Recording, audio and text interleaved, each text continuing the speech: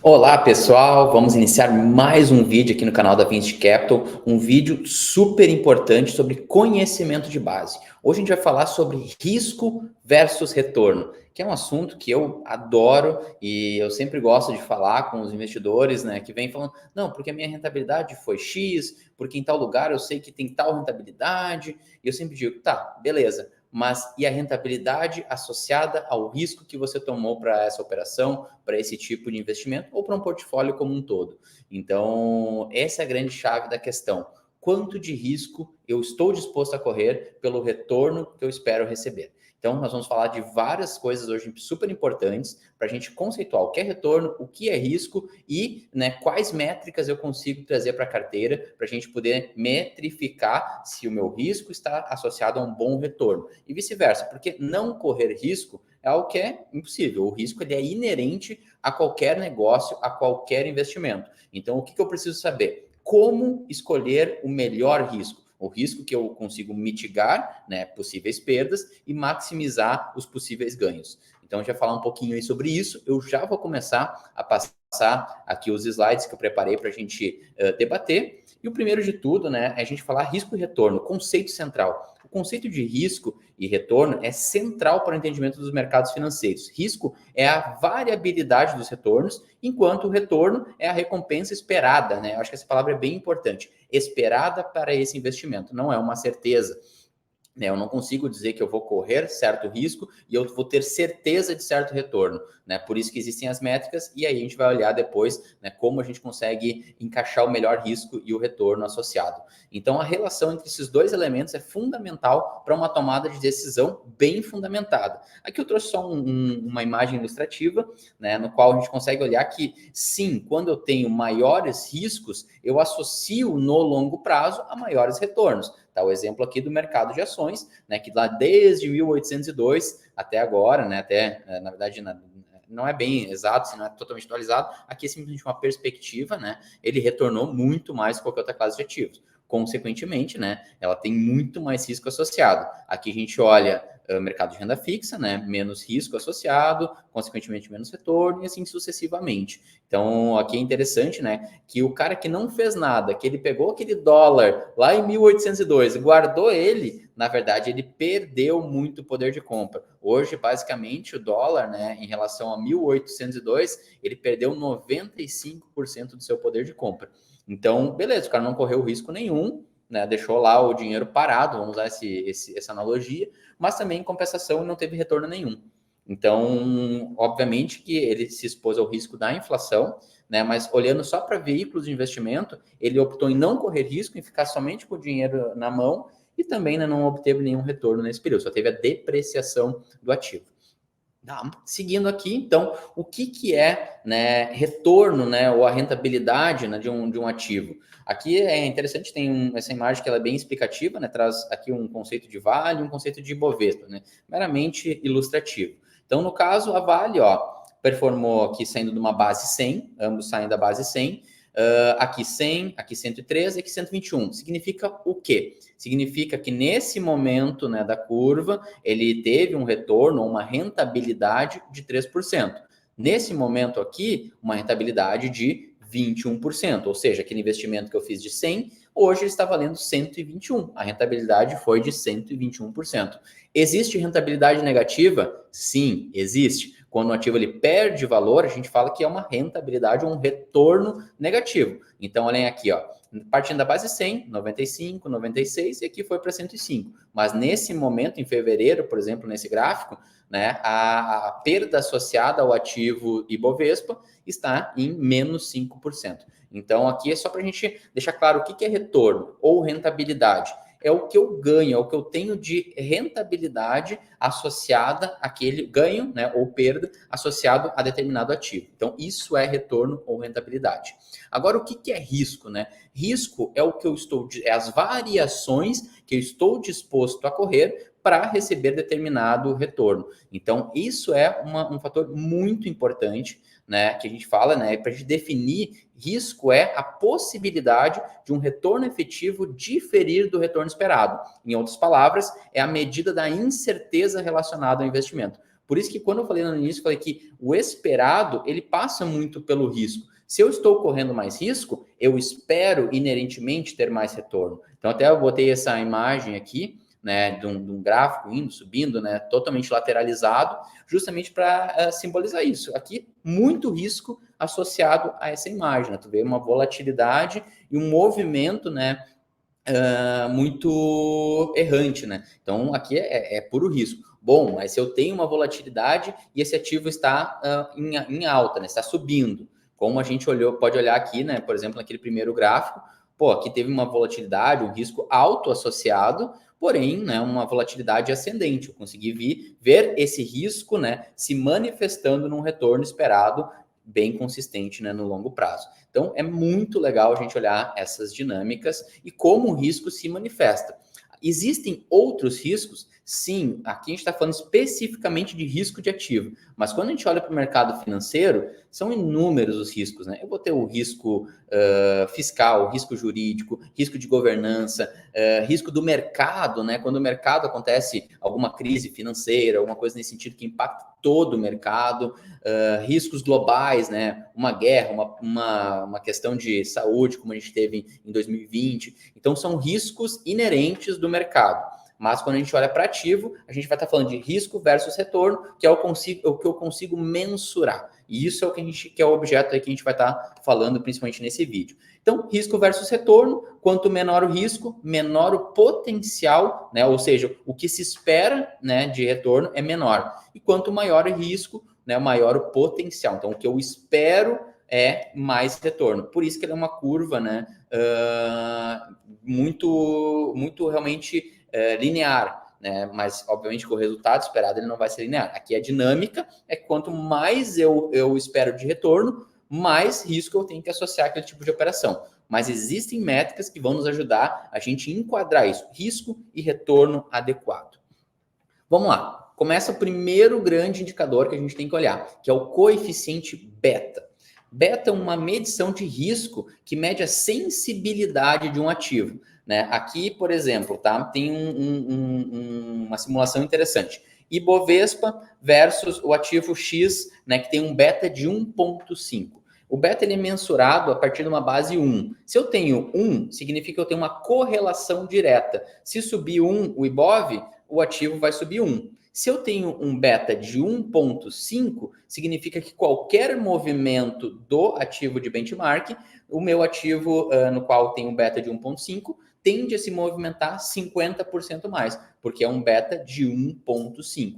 Então, num cenário onde o Ibovespa subiu 10%, esse meu ativo X, que tem um beta de 1,5, vai subir 15%. Existe uma correlação e um coeficiente de risco associado de 1,5, um beta de 1,5%. Então, quando vocês olharem essa palavrinha, e isso em muitos relatórios, né, de investimento, muitas análises, muitos analistas usam, o beta da ação X é tal. Lembre-se, é correlacionado ao índice. Então, tem mais ou menos risco associado. Empresas muito defensivas, empresas de saneamento básico, essas empresas que são associadas a contratos de longo prazo, uma estabilidade maior no setor econômico, elas tendem a ter um beta menor, às vezes 0,6, 0,5, até 0,4. O que significa isso? Que os movimentos, a volatilidade tende a ser menor do que a média de mercado, ou seja, menor do que o benchmark. Nesse caso aqui, o exemplo, caiu 10,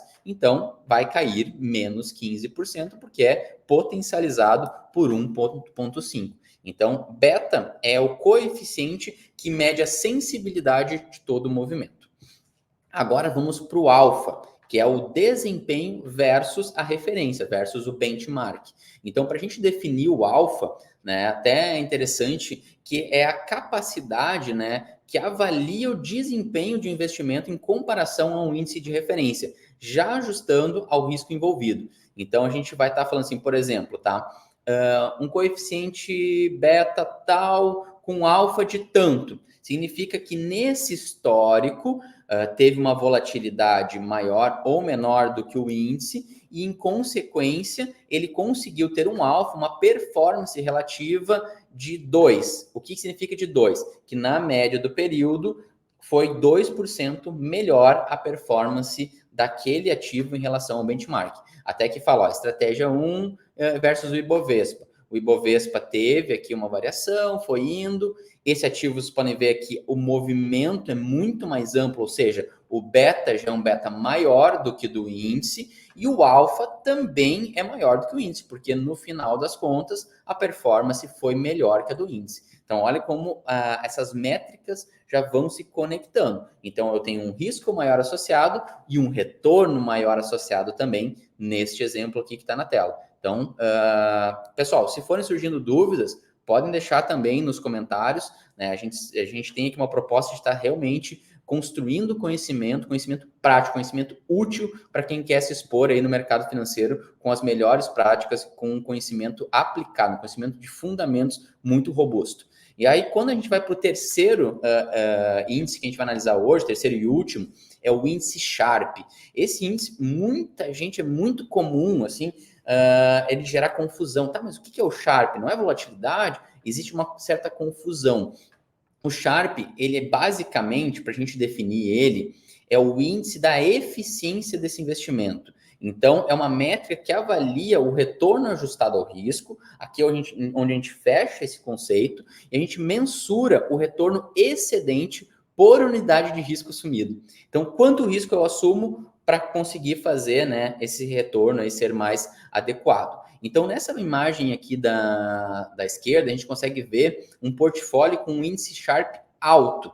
E aqui já fica o oposto, né? Um portfólio com um índice Sharpe baixo. Então, o que visualmente a gente já consegue notar? Que quando eu tenho muita variação e uma volatilidade maior associada, ou seja, lembrem, um coeficiente beta maior, a tendência é de eu ter um índice Sharpe maior. Tá? Então, desculpa, tem um índice Sharpe menor, né? Já no caso de um índice Sharpe alto, a tendência é de eu ter, né, um índice mais linear, com uma suavidade maior. Então, o Sharpe ele consegue nos dar essa leitura.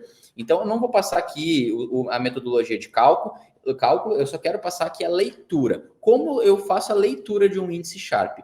E aqui a gente consegue ver, ó, nesse diagrama de exemplo, por exemplo, que a gente trouxe aqui, né, a volatilidade do CDI, ó, 0,6 e o retorno foi de 10,9. Pô, um índice muito interessante, né, em termos de volatilidade versus retorno. Agora aqui, o que eu vou ter aqui em cima?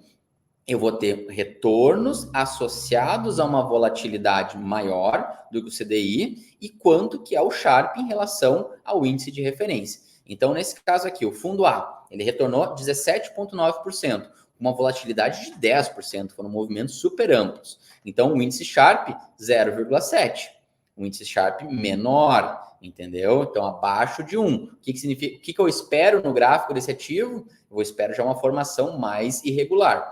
Já no fundo B, ele retornou 16%, com uma volatilidade de 5,2% e um índice Sharpe de 1,1%. Então, aqui eu já espero uma performance que foi maior do que do CDI, obviamente, com mais volatilidade e mais risco, mas o Sharpe, que é o retorno associado a todo o risco que eu tomei, foi mais vantajoso do que o do CDI. Então, aquilo, para eu poder ter uma performance maior que o CDI, obviamente eu tenho que tomar um risco maior. Mas e aí, será que faz sentido eu tomar? Será que eu vou ter uma performance relativa melhor ou não?